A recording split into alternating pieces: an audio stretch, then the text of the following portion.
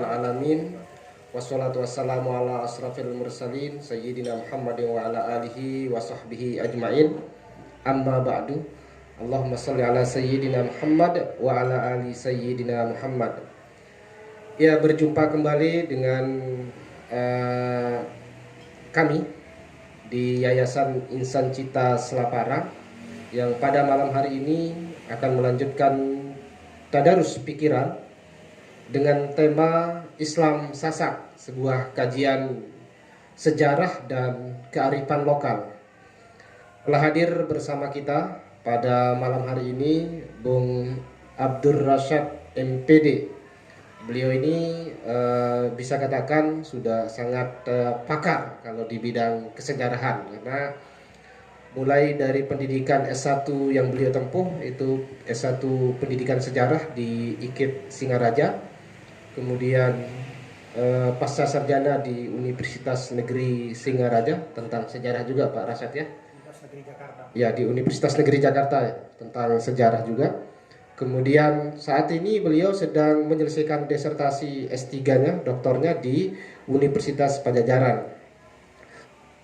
Beliau juga saat ini masih aktif menjadi pengajar atau dosen di Universitas Hamzah Wadi.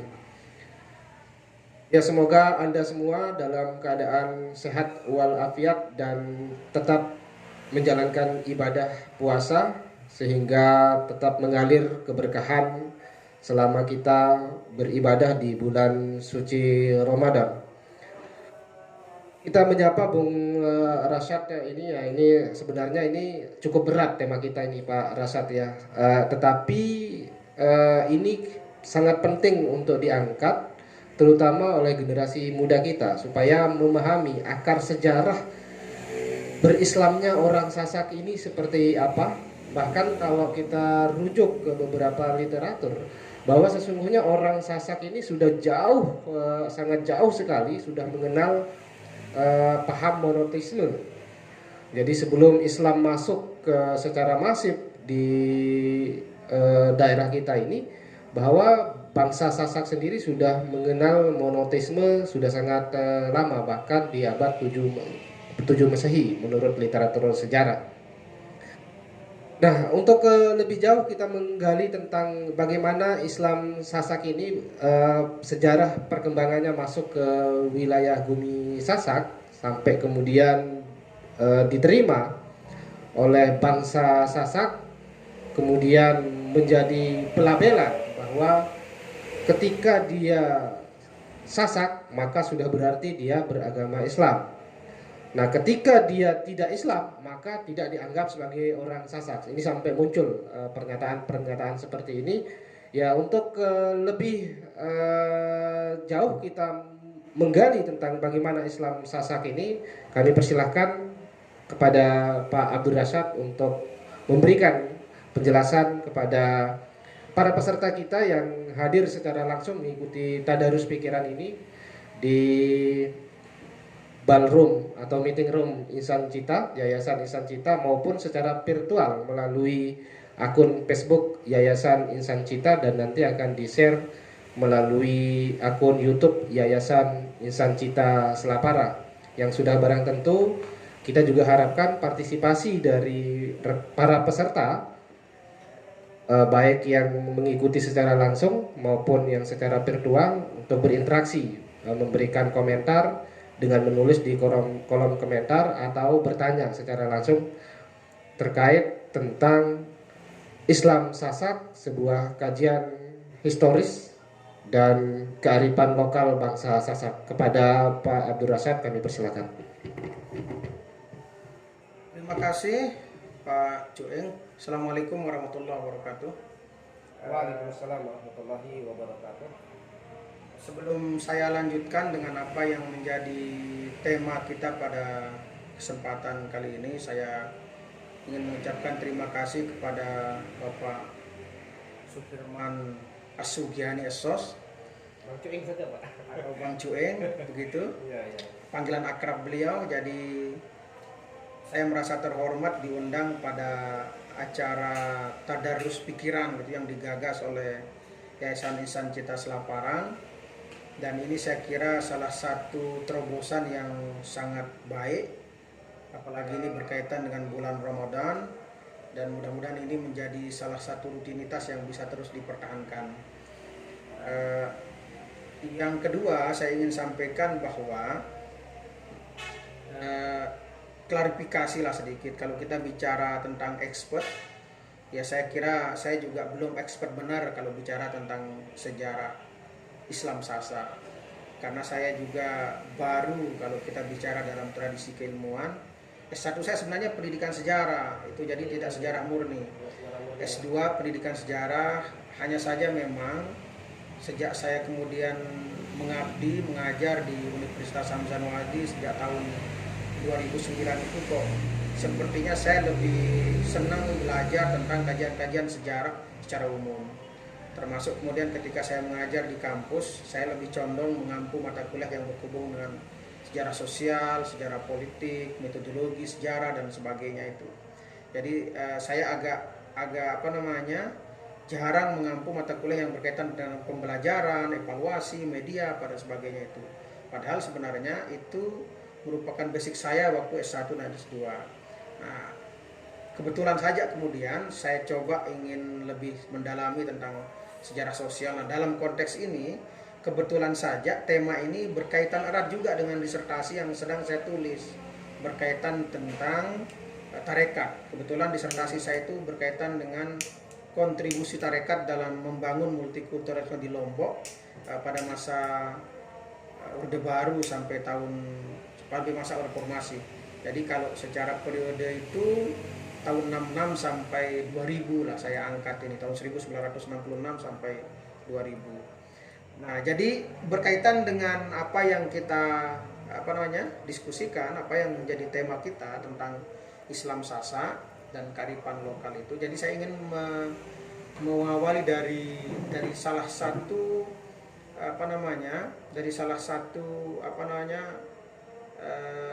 periode panjang perjalanan sejarah Islam di Lombok. Sebagaimana kita ketahui itu sudah ditulis oleh beberapa sejarawan kita, termasuk dalam buku-buku resmi di sejarah Nusa Tenggara Barat, sejarah Islam yang ditulis oleh orang luar, termasuk juga belakangan oleh beberapa ahli kita di UIN maupun di beberapa perguruan tinggi yang lain, itu menunjukkan bahwa memang Islam yang hadir di Sasa ini pertama kali dibawa dari barat.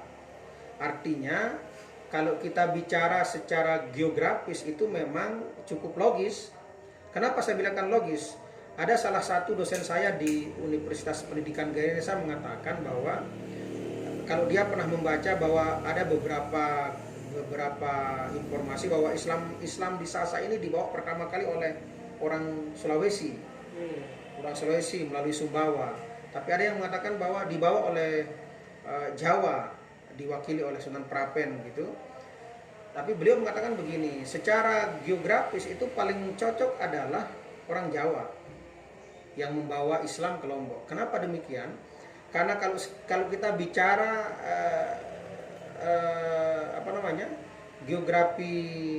geografi laut itu, jalur perdagangan itu, jadi laut Jawa ini kan tidak terlalu besar ombaknya kalau kita bicara tepi pantainya gitu. Nah, itu yang memungkinkan Islam dari Jawa lebih cepat nyampe ke Sasa daripada dari Sulawesi ke Lombok gitu. Karena kalau Lombok dia harus kalau dari Sulawesi ke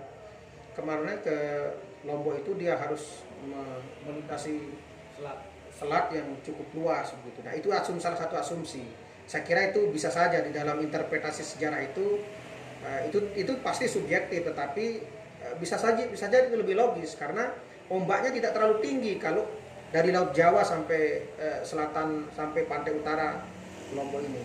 Dan memang sejarah kemudian membuktikan bahwa pertama kali Sunan Prapen nyampe di dalam penyebaran Islam itu kan di Bayan itu, di pelabuhan yang lama di sana itu. Pelabuhan Kayangan itu Labuan Carik yang di Bayan itu.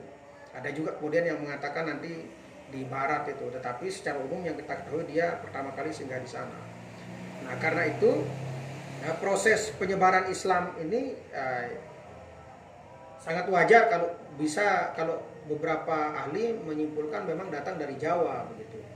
Dan secara umum memang secara genealogis kita ini kan sepertinya tidak lepas dari kebudayaan Jawa. Hampir keseluruhan lah. Hampir keseluruhan ya. Ini ya, baik secara ritual maupun secara kultur hampir sama, Oke. hampir sama. Nah, ritual maupun kultur kita dengan orang Jawa, termasuk yang ya dalam hal ini berbasis NU lah gitu ya. Iya. Ya termasuk dari sisi kebatinannya juga ini banyak sekali kita temukan di Sasak ini kan, Oh, iya. yang hampir sama dengan kebatinan orang Jawa. Ya. Jadi itu anunya catatannya. Jadi Islam datang dari Jawa dibawa oleh Sunan Prepen dan itu terjadi sekitar abad 15-16. Kalau saya lebih mengatakan itu abad 16. Abad 16. Dan kedatangan Sunan Prapen di Lombok ini, kalau melihat dari bukunya, disertasinya Pak Jamal ini, jadi tidak begitu lama beliau di sini. Tidak begitu lama. Maksud saya ya, artinya beliau hanya menyebar menjadi penyembek ya, menjadi apa namanya, faktor pertama yang kemudian menjadi peletak dasar penyebaran Islam, yang kemudian nanti diikuti oleh gelombang berikutnya, gelombang kedua, ketiga. Nah, gelombang kedua, ketiga inilah yang nanti yang kemudian menyisakan peninggalan-peninggalan arkeologis seperti makam-makam yang ada di Pujut, makam yang ada di Bayan, termasuk ada beberapa informasi dalam tradisi lisan di daerah Suradadi itu ada namanya Syekh Mahdi Al-Baghdadi, itu termasuk penyebar Islam setelah era Sunan Prapen. Jadi beliau itu ada, mereka ini adalah ulama-ulama ini adalah penegas. Ada Syekh Ismail Al-Batawi. Bisa jadi itu termasuk juga itu. Termasuk ini yang di makam Segampang.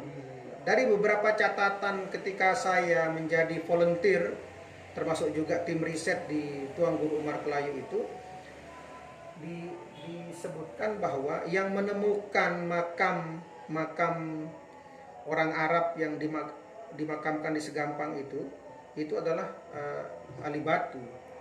Ketika dalam satu waktu Ali Batu bersama timnya, bersama pengiringnya itulah jalan di suatu tempat, dia bilang di sini ada makam orang Arab dibunuh oleh petinggi Sasak.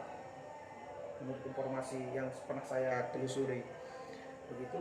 Jadi tolong ini dibuka, kemudian dipindahkan ke Segampang. Nah, informasi Segampang itu adalah makam orang Arab. Ya, Nah, dari beberapa pada saat sebelum kita lebih jauh tentang berbicara tentang bagaimana proses Islamisasi Ya. bangsa Sasak ini sendiri, kepercayaan atau agama yang dianut oleh orang Sasak sebelum datangnya Sunan Prapen seperti apa? Lalu kalau kita kaitkan dengan ekspedisi Pamalayu misalnya yang dilakukan oleh Gajah Mada dengan mengirimkan Empu Nala ke Lombok ini, yang ditemui oleh Empu Nala di sini siapa? Ya, jadi begini, kalau kita bicara berdasarkan sumber Babat, misalnya salah satunya adalah Babat Lombok yang bicara tentang meletusnya Gunung Samalas, tetapi ini kan ditulis jauh setelah proses letusan itu. Itu sebabnya makanya sumber-sumber Babat ini kan kadang-kadang kalau tidak ada penguatnya juga sering diragukan gitu. Tapi kalau kita bicara tentang Sasak, memang salah satu sumber utamanya itu adalah Babat, termasuk penulisan-penulisan kita tentang sejarah selama ini. Sebelum ekspedisi Empu Nala, sebenarnya Sasak itu kalau saya tidak berani menyimpulkan, tetapi beberapa literatur menjelaskan sejarah Sasak itu hampir gelap. Seperti apa kondisi Sasak di masa itu tidak begitu tidak begitu banyak tertulis di dalam lontar-lontar Sasak. Tetapi yang jelas begini, bahwa ketika ekspedisi dilakukan oleh Empu Nala, itu memang sudah ada kerajaan di Sasak ini, kerajaan Sumung apa yang disebut itu. Tetapi Selaparang belum ada. Belum disebut Selaparang itu. Kerajaan-kerajaan yang lebih tua dari Selaparang itu yang disebut. Selaparang ini kan hadir kemudian setelah kekalahan Majapahit oleh Demak. Ada argumentasi begini maksud saya. Kenapa saya bilang begitu? Jadi Raja Selaparang yang pertama itu kan gelarnya Raden. Saya lupa persis siapa nama panjangnya ya. tetapi dia Raden, dan itu adalah pelarian Jawa yang datang ke Lombok. Nah, pelarian Jawa ini maksudnya adalah kekalahan Majapahit ketika ditaklukkan oleh Demak. Itu peristiwa ketika masa-masa Brawijaya 4 lah, terakhir itu Brawijaya 4 apa 6 ya, 5 ya. ketika Brawijaya 5. Brawijaya 5 itu yang kemudian lari ke Lombok dan mendirikan kerajaan Selaparan. Nah, informasi sebelumnya apakah sudah ada kerajaan-kerajaan itu, ada memang, tapi itu kan apa ya, tidak banyak kita temukan sumber-sumber tertulis yang menjelaskan itu secara lebih terperinci. Tetapi yang tertulis memang di dalam kitab Negara Kertagama itu ada ekspedisi yang dilakukan oleh Punala sebelum sekitar 1200 itu, tahun 1200 itu, jauh sekitar hampir 100 tahun sebelum keruntuhan Majapahit. Dan memang kita masih beragama Hindu. Atau kalau kita tidak mengatakan agama Hindu, kepercayaan orang Sasak itu masih animisme dan dinamisme di situ pada masa-masa itu. Jadi ya, tidak jauh seperti apa yang ada di Jawa maupun di Bali pada masa itu. Kalau untuk melacak akar monoteismenya orang Sasak seperti apa? Kalau misalnya pemahaman orang Sasak lebih banyak ke animisme dan dinamisme tadi itu. Monoteisme Sasak ini sebenarnya lebih kepada ini kan sumbernya dari apa namanya, dari, saya lupa persis sumbernya itu, yang disebut dengan istilah nenek kaji itu. Nah, nenek kaji ini kan monoteisme Sasak yang sudah ada sebelum kedatangan Hindu dan Buddha di Bahkan Lombok. sampai sekarang masih sering kita dengar orang-orang tua di kampung berdoa dengan ya Allah nenek kaji, Ya. sak kuasa. Kalau itu saya lupa persis itu disebut di dalam babat Lombok apa beberapa babat yang lain.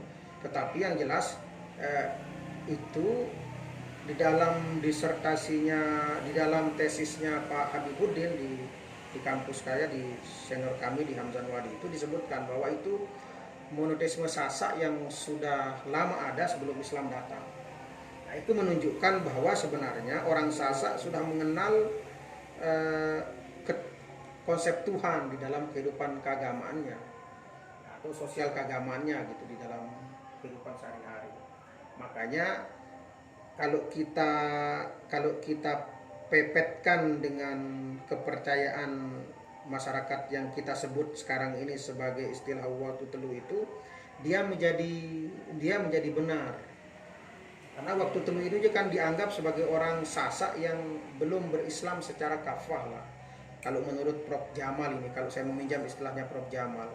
Jadi Waktu Telu ini kan hanya istilah orang luar yang melabelkan orang Sasak yang dianggap belum berislam secara baik dan benar. Tapi jangan-jangan kedatangan Sunan Prapen ke Lombok hanya mengajarkan waktu 3 waktu itu. Jadi belum seutuhnya menjelaskan tentang syariat dan belum meninggalkan Sasak. Kalau pandangan saya mengkristal menjadi sebuah dogma di Sasak pada saat itu. Kalau ini kan cerita dari mulut ke mulut, informasi bahwa si A datang, Sunan Prapen datang ke Sasak, ke Lombok menyebarkan Islam, dia hanya baru sampai mengajarkan sholat sampai 3 kali gitu, sampai waktu yang ketiga, jadi belum lengkap 5 akhirnya. Tapi itu saya kira terlalu apa namanya,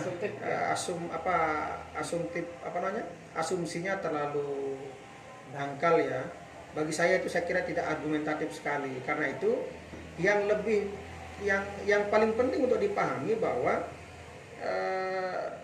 pelabelan, ya kita kembali ke pelabelan tadi itu, Waktu Telu ini kan pandangan orang luar tentang orang Sasak itu. Sebenarnya orang di Bayan itu, bahkan ada keluarga saya yang berasal dari, yang menikah dengan orang Bayan asli itu.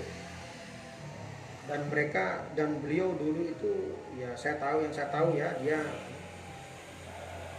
sama lah seperti kehidupan keagamaan orang Bayan secara umum yang memang Waktu Telu itu.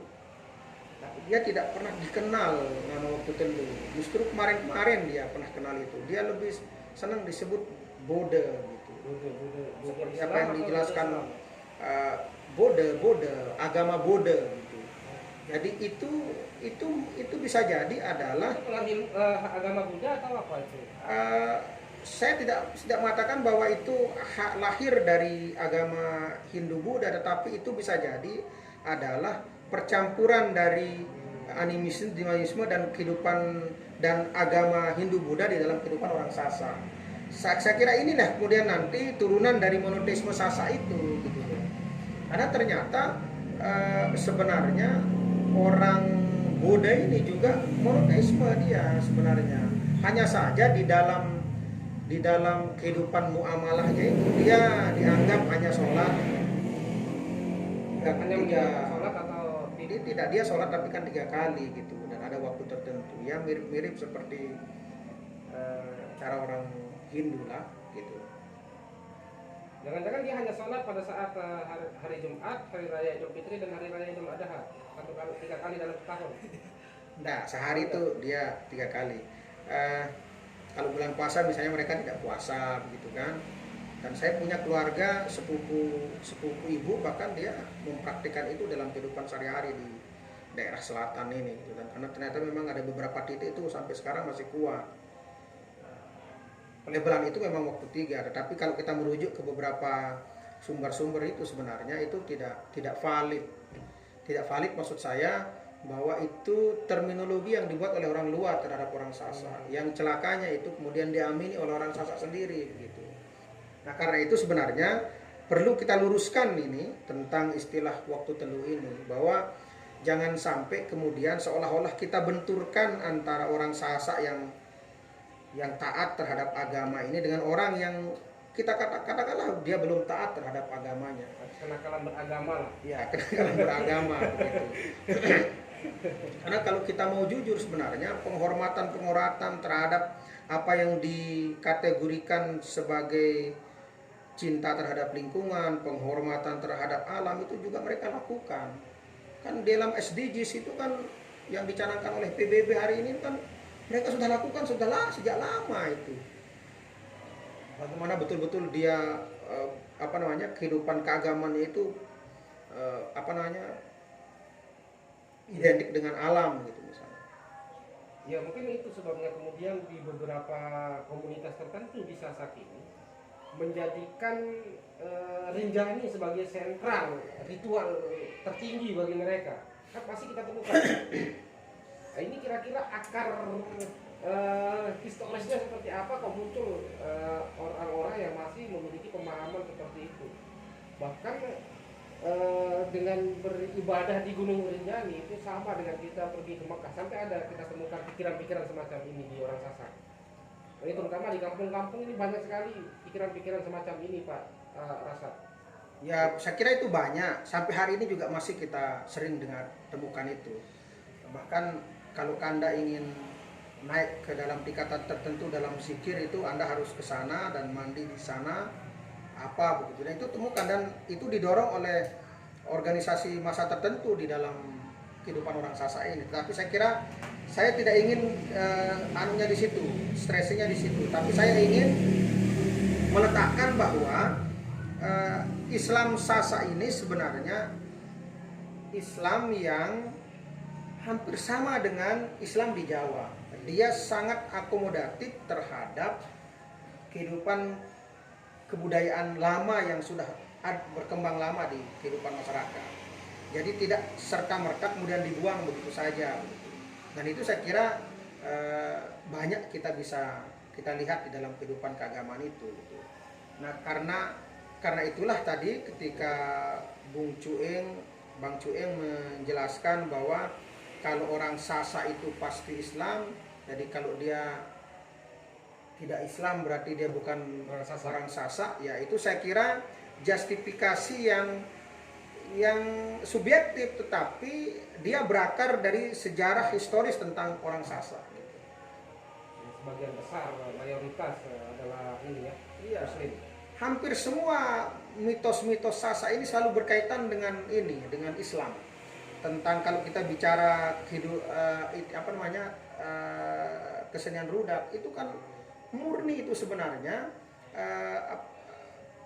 ajaran-ajarannya tentang Islam, tapi kan dikemas dalam bentuk itu memang digunakan oleh para mubalik kita pada waktu itu untuk digunakan. menyebarkan Islam melalui apa namanya pentas rudat.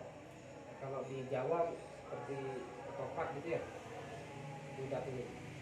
Ya, kalau saya sih bilang rudat ini kan lebih pengaruh pada ini, lebih dipengaruhi oleh Arab ya, Turki informasinya. Oh, iya, iya. Kebetulan ada salah satu artikel saya yang dimuat di jurnal Sosial Horizon di IKIP PGRI Pontianak, itu ada pengaruh Turki di situ. Tapi saya ingin mengatakan begini, tahun 70-an sebenarnya Islam di Sasa ini tidak begitu, belum.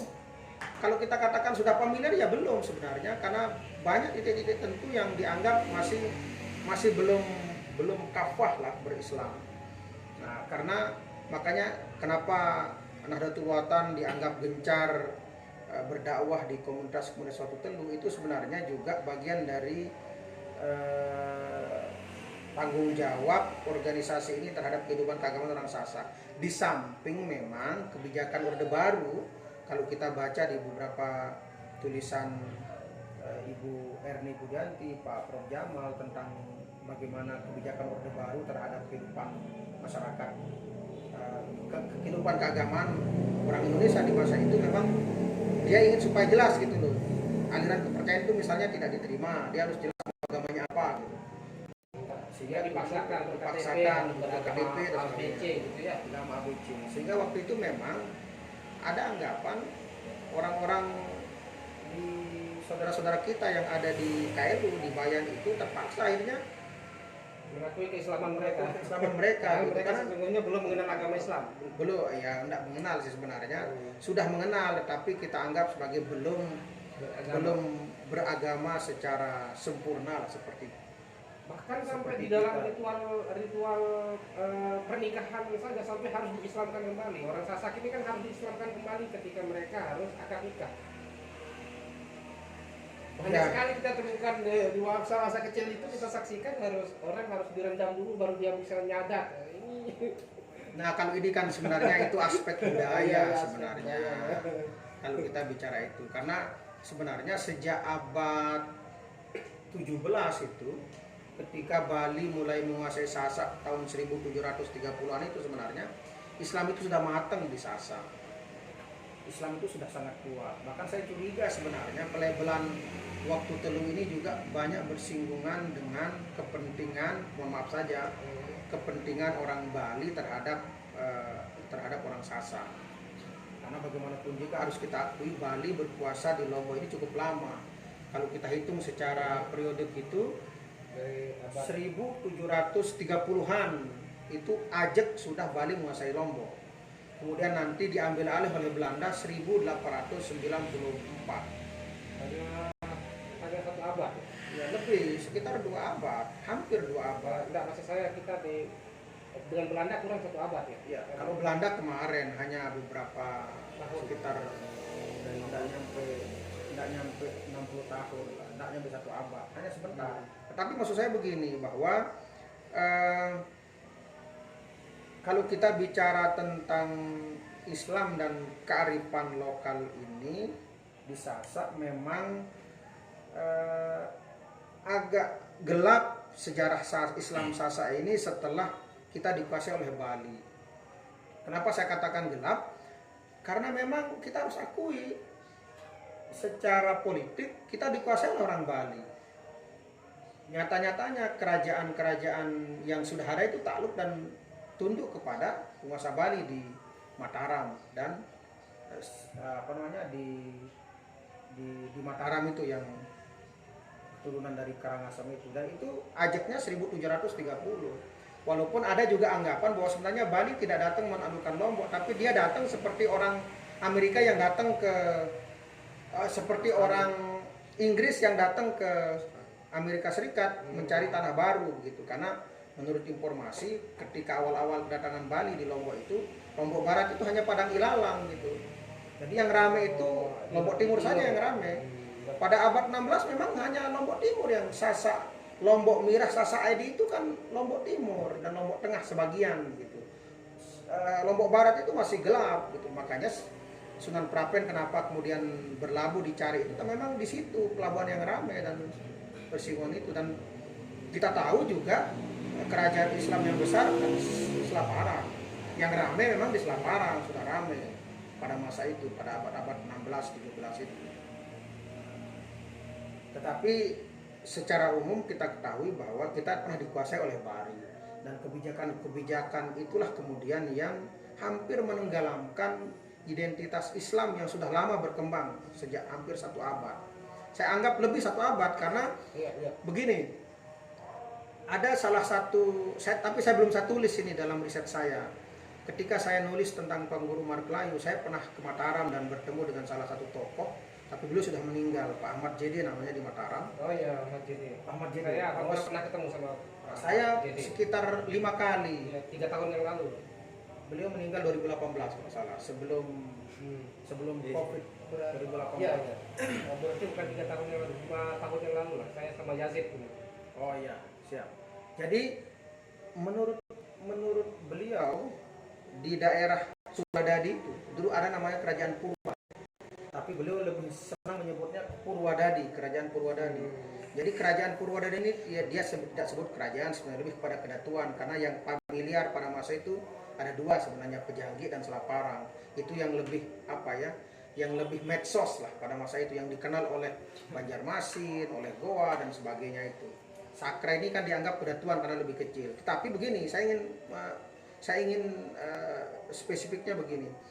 Di Kerajaan Purwa ini dulu ada namanya Mubalik, yang oleh cerita rakyat di desa saya itu, di wilayah Terara ini, di selatan Terara ini disebut sebagai Ilang Leming.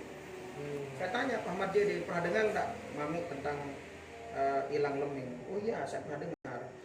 Kalau kesimpulan saya berdasarkan hasil riset saya secara lapangan dulu, beliau inilah yang disebut sebagai Syekh Mahdi Al-Baghdadi.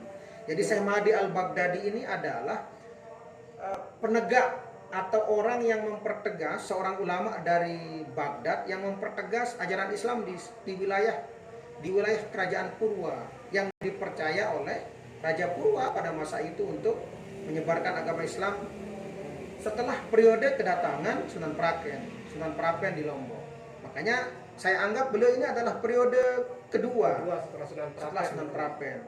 Tapi proses untuk dia bisa datang ke sini, dia bagaimana proses transfernya?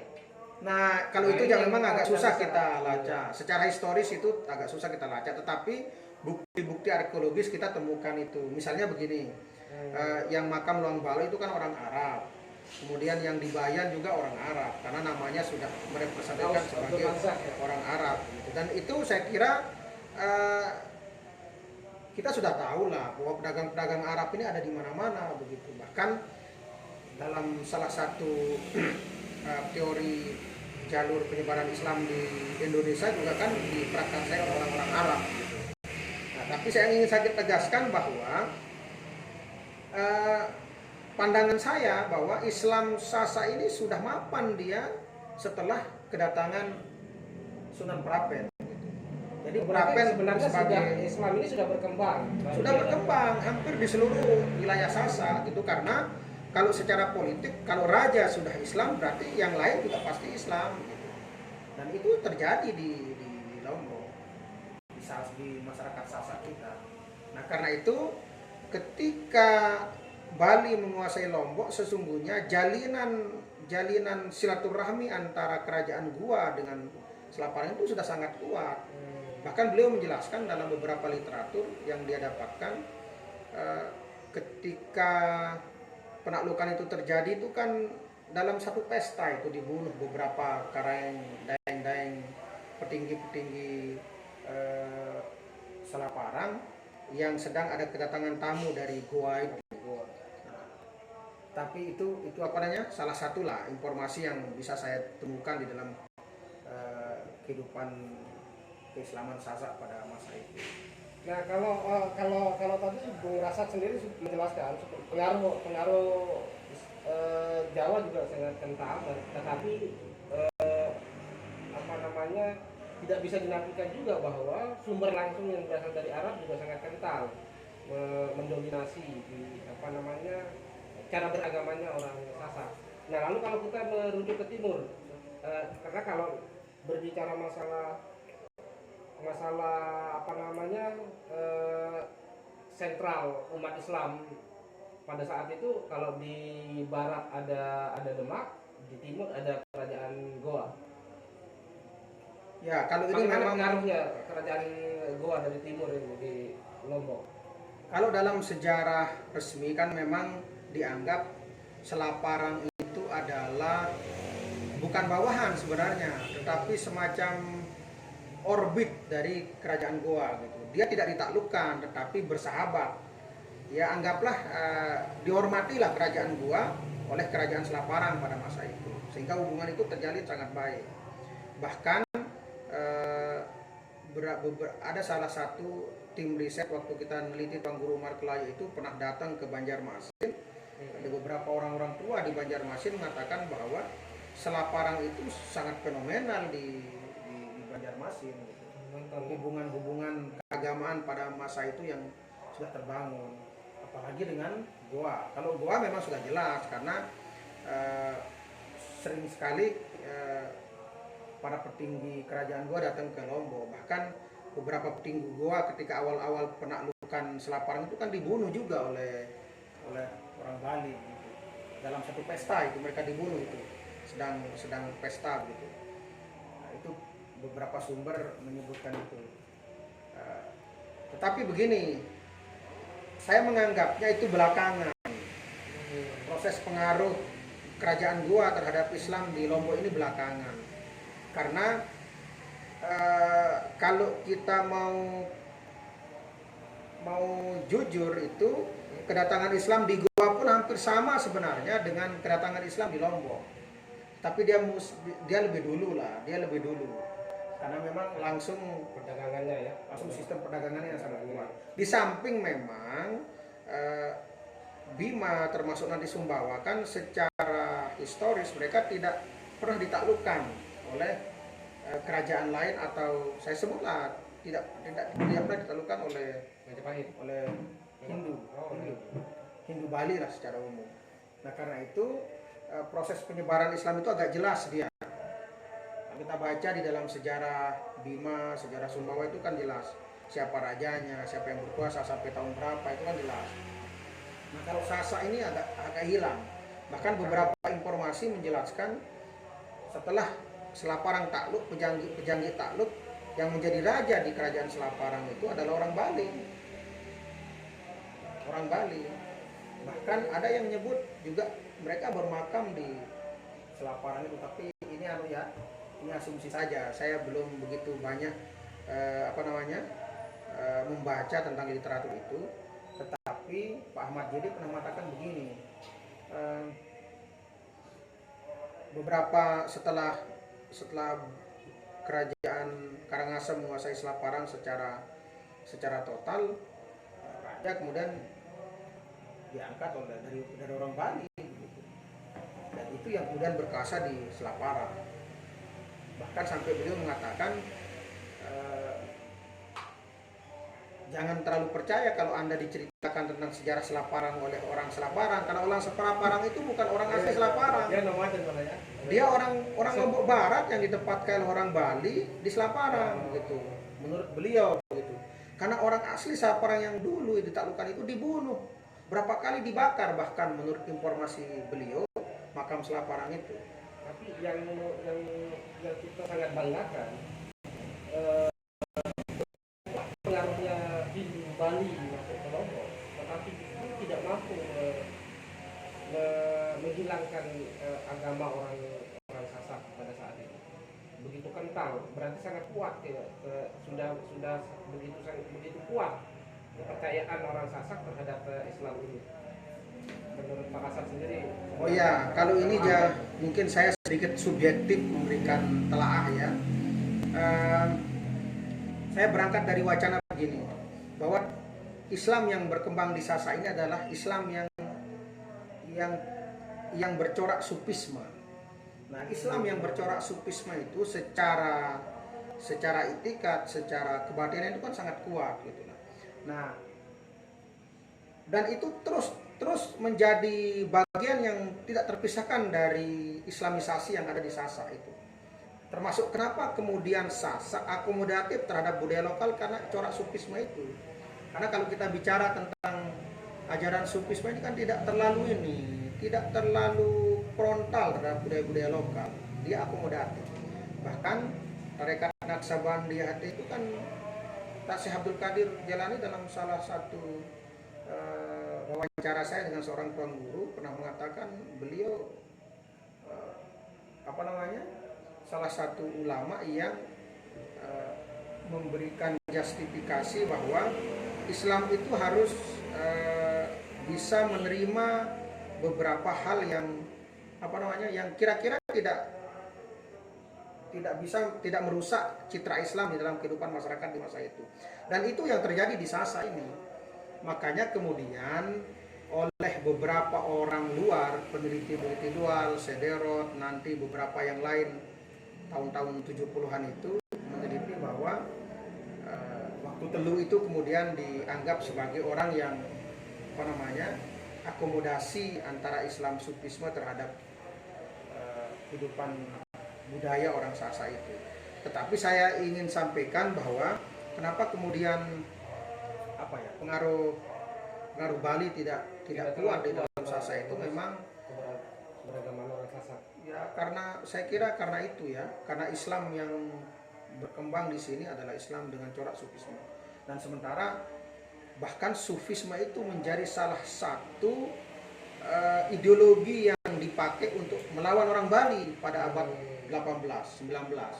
Kita tahu Perang Praia 1, Perang Praia 2 itu adalah guru-guru tarekat yang menjadi pionir perlawanan terhadap kekuasaan Bali. Ada Tuan Guru Haji Ali Batu, ada Guru Bangkol, atau Ahmad Ismail ya, Guru Ismail yang di Praia dan sebagainya itu pengaruh tarekat Naksabandiyah yang sangat kuat, dan itu ditulis juga oleh Martin di dalam bukunya. Ya, itu berarti pendekatan yang dilakukan oleh para mubalik kita pada masa itu adalah memang murni pendekatan sufistik ya, cara menyebarkan Islam bukan Nusantara ya, di bangsa Sasak pada masa itu. Ya, kalau saya begitu, karena memang kan Sunan Giri IV ini kan anak dari Sunan Giri ya, turunan dari Sunan Giri. Jadi pola penyebaran itu ya sangat sufistik gitu. Sufistik dalam pengertian bahwa seperti apa gambaran tarekat yang dibawa itu kan belum ada literatur yang menjelaskan bahwa tarekat Naksabandiyah, tarekat Qadiriyah, tarekat apa. Tapi secara umum di dalam kehidupan keagamaan misalnya di Timur Tengah itu kan corak sufisme. Ya seperti mazhab Syafi'i lah yang akomodatif terhadap budaya-budaya setempat yang ada atau kearifan lokal yang sudah ada begitu. Nah, sehingga memang kemudian sampai hari ini itu bertahan. Ya, bisa nggak kita diberikan gambaran tarekat apa saja yang masih bertahan sampai hari ini di bangsa Sasak? Ya kalau secara umum ya, kalau dari berdasarkan riset yang saya lakukan itu ya secara umum yang kita kenal kan, yang terkenal di Sasak ini kan Naksabandiyah, ada tarekat Qadiriyah, ada tarekat Naksabandiyah Qadiriyah, ada tarekat Saziliyah, ada tarekat yang lain tetapi tidak besar gitu. Yang paling fenomenal bahkan kan Naksabandiyah. Naksabandiyah dianggap sebagai salah satu tarekat yang menjadi faktor pendorong perlawanan orang Sasak terhadap Bali. Tetapi nanti belakangan kemudian ada campuran ketika NU mulai datang ke Lombok, ada tarekat Qadiriyah wa Naksabandiyah yang dibawa oleh Syekh Ahmad Habib Sambas dulu dari Mekah itu sebagai salah satu khalifah yang menyebarkan itu. Tapi secara umum saya ingin katakan bahwa tarekat inilah yang menjadi salah satu penciri dari kehidupan keagamaan orang Sasak. Dan itu saya kira tadi saya sebutkan sebelum kita live ini, ada tulisan dari saudara saya di Hamzan Wadi, Pak Dharma Satria, tentang sebuah novel dimuat di jurnal Adabiyat UIN Sunan Kalijaga. Jadi bahwa guru di dalam perspektif orang Sasak itu adalah tidak mesti dia harus bersinggungan dengan jalur genealogis Haramain ini. Istilah guru mungkin kita juga secara sehari-hari kita pernah dengar di beberapa lokasi, misalnya di daerah Selebung itu saya pernah ketemu, ya dia disebut guru oleh masyarakat. Padahal dia tidak haji, dia tidak pernah sekolah, tetapi kalau dalam hal-hal tertentu dia orang yang menjadi rujukan. Kalau mencari hari baik, pernikahan, kalau mau kemana begitu, mau ke Malaysia, itu menjadi rujukan. Nah itu disebut guru. Bahkan untuk menentukan bangun rumah, dapat itu guru ini. Ya itu dianu dalam novel saya lupa. Lalu Agus siapa namanya yang di Jogja itu di novel Sanggar Guri kalau tidak salah. Saya lupa itu, yang jelas saya sudah unduh itu di dalam saya di laptop saya itu tentang artikel itu. Tapi saya ingin katakan bahwa istilah ini secara umum diterima oleh masyarakat Sasak, walaupun di dalam kategori-kategori tertentu itu tidak dan saya kira itu pelabelan yang bisa jadi sebuah wacana wacana kritis, bahwa peleberan seorang tuan guru itu tidak hanya dia harus secara genealogis pernah studi di Mekah dan di Madinah gitu, atau di daerah-daerah yang dikenal di Mesir, di Yaman begitu. Iya, mungkin bisa kita diulaskan sedikit ke Pak Rasad ini, tokoh-tokoh atau orang-orang yang berjasa dalam penyebaran Islam yang memang lahir dari bangsa Sasak sendiri. Selain itu dari tadi ada dari Nabi, kemudian dari keturunan dari Sunan Giri yaitu Sunan Praten. Nah, pasti ada generasi berikutnya yang kemudian berjasa dalam mengembangkan ajaran Islam di bangsa Sasak ini sendiri. Ya, kalau kita sebut secara genealogis ya, secara genealogis sebenarnya ini perlu riset lebih lanjut ya. Tapi saya ingin memetakan aja. Kalau kita bicara Sunan Giri, kemudian periode keduanya itu orang-orang Arab, bisa jadi juga beberapa ulama dari Sumbawa. Nanti kemudian kalau di dalam disertasi Pak Jamal ini beliau sebut paling tua itu adalah Tuan Guru Abdul Ghafur, orang Sasak. Itu kalau nggak salah beliau berasal dari sekitaran Kopang kan. Itu yang paling dulu sebagai orang Sasak yang sudah memiliki pemahaman keagamaan yang luas, sehingga disebut sebagai Tuan Guru pada masa itu. Ya sekitar abad-abad 18 itu 1700 sekian sudah ada begitu. Nanti kemudian generasi kedua ada Tuan Guru Marklayu, ada Tuan Guru Rais Bengkel, ada Tuan Guru Ahmad Retetet ya, generasi jauh sebelum itu. Nanti kemudian generasi abad 20 awal itu ada Syekh Zainuddin gitu. Tapi secara umum kalau secara genealogis itu orang Sasak sudah mulai elit lah dalam pengertian paham keagamaan itu ya sekitar abad 18. Tuan Guru Abdul Ghafur nanti di situ. Kalau Tuan Guru Ali Batu ini kan agak fenomenal ya. Saya tidak punya referensi bahwa beliau ini secara genealogis pernah belajar lama di Mekah. Misalnya seperti Tuan Guru yang lain yang maksud saya, seperti Tuan Guru Ahmad Siddiq Karangkelok atau Tuan Guru Zainuddin, Tuan Guru Umar Kelayu bahkan yang sampai meninggal di Mekah gitu ya. Tuan Guru Umar Kelayu meninggal di Mekah tahun 1930 dia meninggalkan di Mekah. Orang tuanya dari Tuan Guru Ahmad Retetet. Jadi secara genealogis gitulah urutannya. Secara umum ya pionir pertama ya Tuan Guru Abdul Ghafur kalau kita baca dari disertasinya Pak Jamal ini, Prof Jamal ini. Orang Sasak yang sudah jadi tuan guru lah, sudah memiliki pemahaman keagamaan yang kuat dalam tradisi keislaman. Tapi ini kan masih sangat kental ya sinkretisme beragama ya orang-orang Sasak. Ini karena memang pengaruh para rubani kita yang memang pendekatan sofistik sehingga paham sinkretisme beragama masih sangat kental di bangsa Sasak sendiri. Ya, saya kira begitu.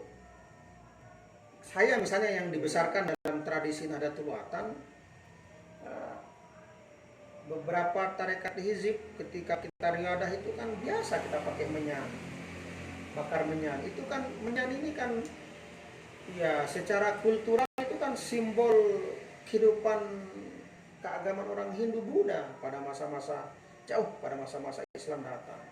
Walaupun juga dikenal di dalam kehidupan keagamaan di Timur Tengah, buhur kan namanya, buhur. Tetapi kan mereka aja untuk apa namanya, untuk pengharum, bukan untuk zikir. Tapi kalau kita kan zikir. Saya pernah betul mengikuti, kalau ya walaupun itu tahun-tahun 90-an, sekitar tahun 95 96 itu saya pernah ikut zikir-zikir ada itu kita bakar menyan itu. Nah, itu kan di dalam kehidupan keagamaan itu kan hanya orang Kejawen yang melakukan itu. Kalau di Jawa ya. Di NU mungkin saya belum temukan ya. Beberapa teman saya di NU tidak pernah bakar minyak soalnya. Kalau dia zikir-zikir, kita seorang NU saya temukan itu. Ya, bahkan di kampung-kampung itu. Kalau di kampung ya. Apalagi kalau beberapa tarekat Naksabandiyah, Qadiriyah yang saya temukan di beberapa lokasi itu harus pakai minyak dia kalau zikir itu. Harus pakai minyak. Kalau enggak dia tidak sampai katanya proses zikir itu. Itu media apa namanya? Media zikir itu di situ.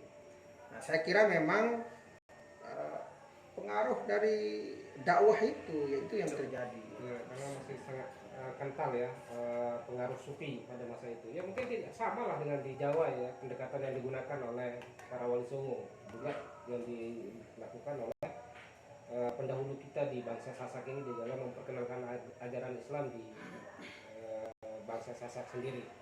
Baik, Bung Rasat, jadi kita perlu menyapa dulu teman-teman kita yang hadir di meeting room Yayasan Insan Cita ini untuk ikut berinteraksi, berpartisipasi, ya termasuk juga peserta yang mengikuti secara virtual atau live melalui Facebook yang kita perlu mendengarkan pertanyaan-pertanyaannya yang ingin mengetahui lebih jauh tentang Islam Sasak ini. Kami persilakan, ini mungkin yang hadir secara langsung dulu kita ingin mendengarkan dari Pak Ahwal. Ya,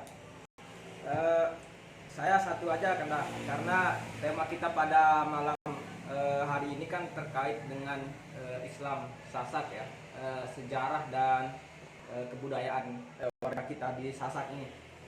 Nah, yang saya lihat sampai hari ini pada prosesi perayaan kita baik itu yang secara keagamaan pasti terselip di situ satu tradisi yang masyarakat Sasak sendiri pun sampai hari ini tidak bisa menjelaskan itu, baik itu secara akar sejarahnya ataupun yang lain.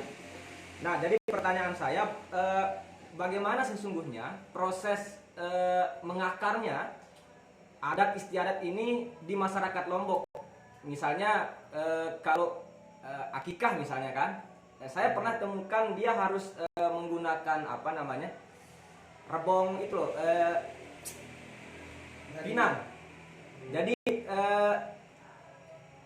buah pinang yang belum muda itu, tapi satu rumpun. Belum lagi nanti ikannya berapa jenis ikannya, harus ada belutnya apa segala macam. Termasuk ada cermin. Ya, yang kita tidak temukan itu pada dalil-dalil agama di Islam maksudnya kan. Nah, pertanyaan saya, apakah proses ini ketika Islam masuk di Lombok itu pernah melakukan proses desakralisasi budaya ketika Islam masuk ke Lombok, ataukah mungkin kebudayaan ini pernah direduksi sehingga dia bisa satu napas dengan agama? Misalnya kan kalau kita zikir misalnya, atau rumah saja di sawe itu kan di ritual yang di dalam Islam tidak kita temukan itu gitu. Atau misalnya membuang kepala kerbau di beberapa tempat di Lombok ini masih ada itu kan. Nah, itu saja pertanyaan, apakah itu tradisi itu melalui proses itu, atau memang tradisi itu murni dari tradisi kearifan lokal Sasak gitu. Itu aja sebenarnya. Ya, langsung saja dijawab Pak Rasat. Terima kasih Dinda Ahwal. Jadi begini, sejauh pemahaman saya ya, saya pernah nulis penelitian dan kebetulan saya juga membimbing mahasiswa. Jadi judul skripsi mahasiswa ini Jatiswara, sejarah Jatiswara dalam kehidupan sosial budaya, Jatiswara dalam upacara hitanan di Desa Dharmasari di Sikur ya, Desa Dharmasari Sikur. Jadi begini gambarannya. Jadi kalau ada beberapa di Desa Dharmasari itu kalau anak itu mau dihitan, dia ada tradisi membaca takepan, Jatiswara namanya. Saya tidak begitu tahu ya seperti apa namanya mereka proses proses budayanya. Tetapi memang seluruh proses simbol-simbol ritual itu memang itu murni dari kearifan lokal Sasak. Gitu. Apakah itu dikenal di dalam Islam? Saya kira enggak. Kalau kita baca kitab-kitab klasik di dalam sejarah Islam tidak ada kita temukan itu ya. Kalau sunat ya sunat saja, baca itu sudah sunat selesai. Gitu. Tidak ada diiringi dengan simbol-simbol budaya seperti makanan. Di situ ada representasi buah, alam dan sebagainya itu. Tapi di dalam kehidupan masyarakat Sasak itu memang kita temukan itu. Lalu dari sisi mana kita bisa melihat itu sebagai Islam ansih atau merupakan murni perpaduan atau akomodasi terhadap budaya itu? Ya saya melihatnya itu akomodasi budaya. Lalu apakah itu bertentangan dengan kehidupan keagamaan? Saya kira itu perlu interpretasi panjang ya. Saya juga tidak punya kapasitas untuk menjelaskan itu secara lebih spesifik. Tetapi bahwa itu merupakan asli kearifan lokal, ya betul itu kearifan lokal. Sama seperti ketika kita mau bangun rumah, kita harus mulai dari hari apa, itu kan kearifan lokal itu. Walaupun itu guru atau kiai ya. dengan mendatangkan guru dan kiai. Tentu kayaknya nanti kalau dia mulai berdoa ya dia baca bismillah, paling mungkin dia baca Fatihah apa gitu. Tetapi itu proses memulainya, harinya itu kan kearifan lokal itu. Urige lah itu. Atau awik-awik dalam bahasa tertentu itu kan. Nah, karena itu persinggungan Islam dan kearifan lokal Sasak ini sebenarnya bagi saya tidak perlu kita terlalu dikotomikan gitu loh. Karena bagaimanapun juga di dalam konteks tertentu ini kehidupan keagamaan itu memang tidak bisa dilepaskan dari tradisi lokal yang sudah lama berkembang. Tapi biasanya itu oleh apa namanya para mubalik ke modern sekarang ini itu dianggap sebagai bid'ah dan syirik. Pada saat ini Nah ini saya kira ini dihadapi oleh bangsa Sasak sendiri dalam mempertahankan kearifan lokalnya. Saya kira itu pertentangan klasik yang sudah lama terjadi di Islam itu. Saya kira saya lebih ingin melihat dari proses sosialnya saja, bahwa memang tidak bisa dinafikan itu, bahwa budaya di dalam konteks tertentu itu tidak bisa serta-merta kita buang dalam kehidupan keagamaan. Dan ini saya kira terjadi dalam sejarah panjang kehidupan keagamaan masyarakat Sasak. Dan itu betul. Misalnya di Bayan gitu ya. Ya saya kira walaupun dia tidak dalam komunitas Waktu Telu, simbol-simbol kehidupan keagamaan itu juga sangat kental. Dalam zikir-zikir ritual itu kan juga tidak lepas kita dari zikir ritual ini kan tidak lepas dari yang 9 hari ini kan kita bakar menyan. Ada istilah nelung itu nyatus itu sampai 1000 apa Itu di istilahnya tempat-tempat lain ada seperti ini. Atau hanya di bangsa Sasak sendiri yang secara umum di melaksanakan Angola, secara umum di Indonesia ada, Nah kemarin saya pernah diskusikan ini kalau nggak salah di satu waktu dengan beberapa teman. Di Timur Tengah sebenarnya dikenal juga sampai peringatan sampai hari ke-9 itu. Kalau di Jawa yang saya tahu termasuk di Bali, di Muslim Bali itu sampai 7 hari. Kalau di Jawa itu 7 hari.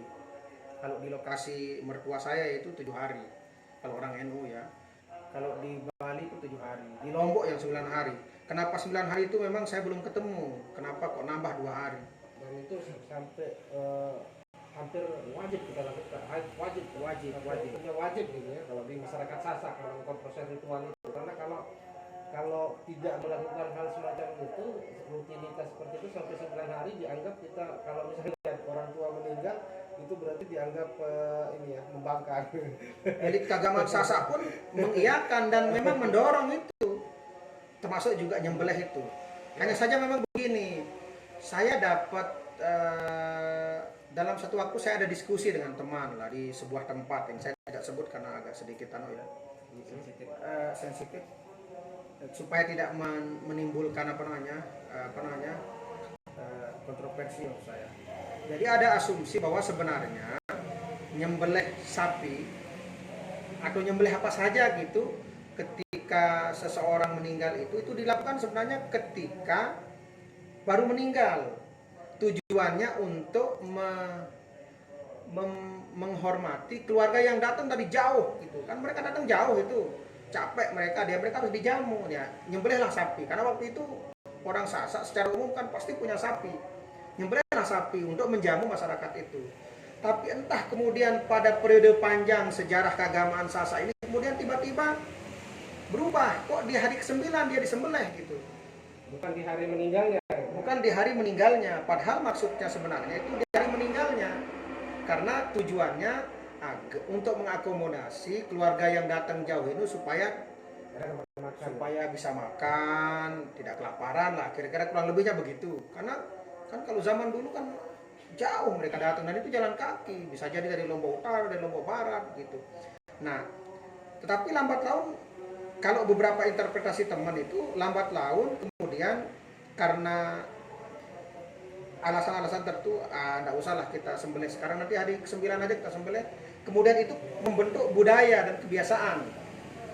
Nah, celakanya lagi, muncul lagi kebiasaan harus sembelih yang hidup untuk kepentingan orang yang mati. Enggak tahu saya kapan interpretasi ini muncul. Tetapi yang jelas kalau di rumah saya itu harus nyembelih yang hidup. Kalau tidak itu tidak perlu daging saja gitu ya. Itu semacam wasiat kayaknya itu dari orang tua ke anaknya sekarang itu. Bahwa Anda nanti kalau saya meninggal harus sembelih yang hidup. Biasanya kan mesti sapi, tidak mungkin kambing kan? Nah, itu persoalannya. Tapi begini yang saya ingin maksudkan, bahwa proses keagamaan kita ini akomodatif dengan budaya lokal. Persoalan kapan ini muncul dan apakah mereduksi kehidupan keagamaan kita, saya kira itu perlu perdebatan lah di antara para ahli dan tetua-tetua kita.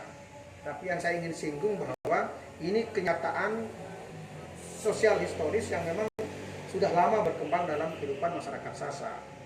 Dan itu jauh sebelum Islam masyarakat bangsa Sasak ditaklukkan oleh orang Bali gitu ya. Ya baik Pak Abdul Rasad, karena ini kita sudah 60 menit ke diskusi kita ini.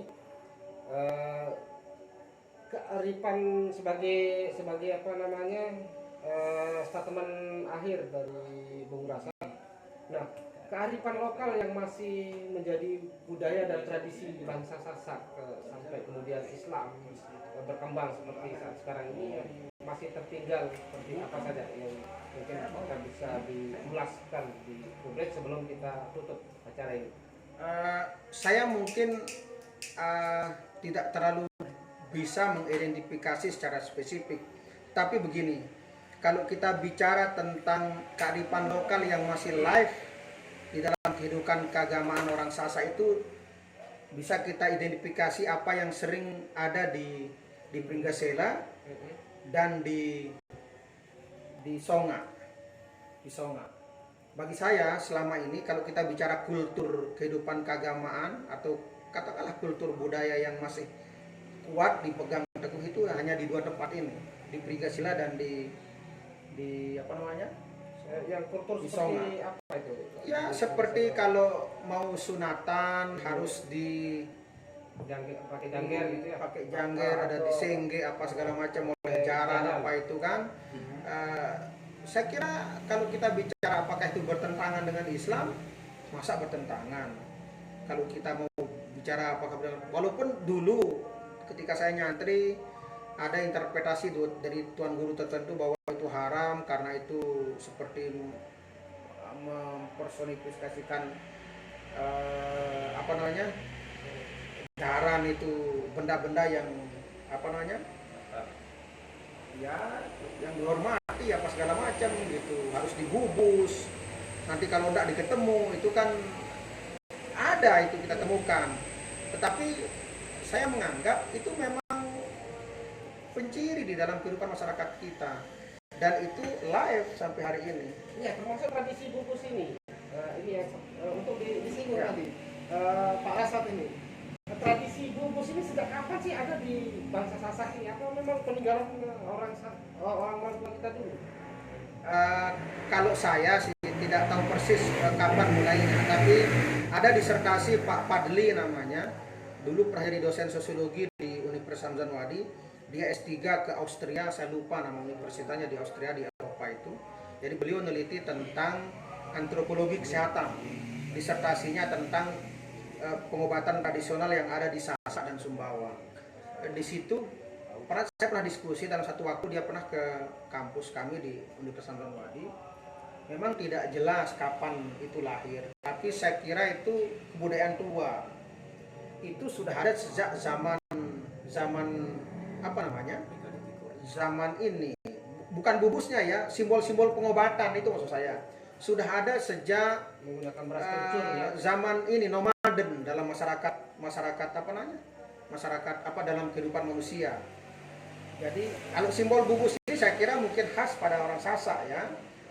Kapan itu lahir saya kira kalau saya sebut secara spesifik saya kira mungkin terlalu terlalu berani, tetapi ya itu sudah ada sejak sebelum Punala datang saya kira itu. Karena sudah ada kerajaan besar dan terkenal di Lombok pada masa itu. Ya seolah-olah kalau di kampung ya, kalau orang yang sangat meyakini tentang keberadaan bubus ini, dia sakit perut, ini diganggu bubus, kemudian sakit kepala, diganggu bubus, sehingga kemudian membuat mereka tidak mau berobat ke dokter. Kalau saya melihatnya dari aspek begini, bahwa bubus ini adalah salah satu simbol penghormatan orang Sasak tentang bagaimana memperlakukan alam dengan dirinya sebenarnya. Memperlakukan alam dengan dirinya. Maksud saya begini, itu menunjukkan bahwa cara berpikir orang Sasak ini jenius gitu loh, bahwa untuk mengatasi dirinya itu tidak perlu terlalu jauh, cukup kita berdekatan dengan alam. Dan bubus ini simbol alam begitu. Dan itu kalau kita bicara tentang 17 apa namanya, apa yang di SDGs itu, yang di program PBB tentang SDGs itu tentang lingkungan, pembangunan berkelanjutan itu juga bagaimana kita sebenarnya bersinggungan dengan alam, menghormati lingkungan itu dalam proses kehidupan masyarakat kita. Hanya saja karena itu sangat tradisional, kita anggaplah itu tradisional gitu. Saya kalau tidak salah, Kental sekali mistiknya ini. Kalau kita berbicara bubus ini, seolah-olah di dalam bubus itu sendiri ada makhluk yang mendiami bubus. ya memang skala kalau di Bali itu seperti skala dan niskala itu. Saya lebih melihat itu sebagai personifikasi pengetahuan orang Sasak, bahwa begitulah tingkat pengetahuannya tentang pengobatan bubus itu gitu loh. Karena kalau dia ingin mencari titik temu bubus dengan dunia kesehatan ini kan ilmunya tidak sampai di situ. Akhirnya dia apa namanya, dia identikkan dengan yang terdekat dengan kehidupan dia begitu. Saya kira itu dalam konteks kehidupan budaya memang begitu gitu. Sama halnya misalnya begini, kalau si A sakit, sering sekali kan kita bersinggungan dengan tetangga, bahkan mungkin kehidupan keluarga kita. Aduh, kalau dia aja sakit bukan karena dia kena jantungnya, kolesterol, tapi kena sesuatu yang di luar gitu. Penyakit saru lah kan begitu. Nah, penyakit saru ini sebenarnya bukan karena mungkin ada penyakit itu, tetapi itu lebih kepada pencapaian intelektualisme masyarakat kita tentang penyakit itu gitu. Atau kelempasan segala macam ya. Ya, kelempasan, nginjak apa di jalan yang dipasang oleh Bung Adib gitu kepada cewek tertentu misalnya. Nah, itu lebih kepada personifikasi pengetahuan di dalam kehidupan sehari-hari masyarakat Sasak lah, atau masyarakat kita yang secara umum. Dan saya kira sampai hari ini masih kuat itu. Misalnya si A kalau sakit di rumah, saya sering bilang begini misalnya, jangan sampai kalau kita sakit bukan karena persoalan pada diri kita, tapi karena orang lain. Sering sekali kita dengar di masyarakat begitu. Dan ini seperti sebuah kebudayaan yang sudah lama dalam kehidupan masyarakat kita. Sehingga sering terjadi fitnah di dalam kehidupan keagamaan itu. Nah, persoalan apakah itu bersinggungan dengan kehidupan keagamaan Sasak, ya itu saya kira nanti yang lain lah yang lebih mampu untuk membicarakan itu. Ya baik, terima kasih Pak Abdul Rasad MPD. Jadi luar biasa, begitu banyak ulasan atau informasi yang diberikan kepada kita terkait bagaimana berislamnya orang Sasak serta kearifan lokal yang masih menjadi budaya masyarakat Sasak hingga saat ini. Insya Allah kita akan berjumpa kembali dengan tema-tema yang lebih mendalam lagi terkait dengan Sasakologi, kemudian termasuk juga tentang keragaman orang Sasak ini di malam-malam berikutnya. Tetap bersama kita di Tadarus Pikiran yang diselenggarakan oleh Yayasan Insan Cita. Terima kasih atas kehadiran dan partisipasi dari saudara-saudara yang sudah mengikuti secara langsung maupun secara virtual melalui akun Facebook YIC Selaparang. Billahi taufiq wal hidayah. Wassalamualaikum warahmatullahi wabarakatuh. Waalaikumsalam warahmatullahi wabarakatuh. Jadi begitu Bung Adib ya. Jadi untuk mendapatkan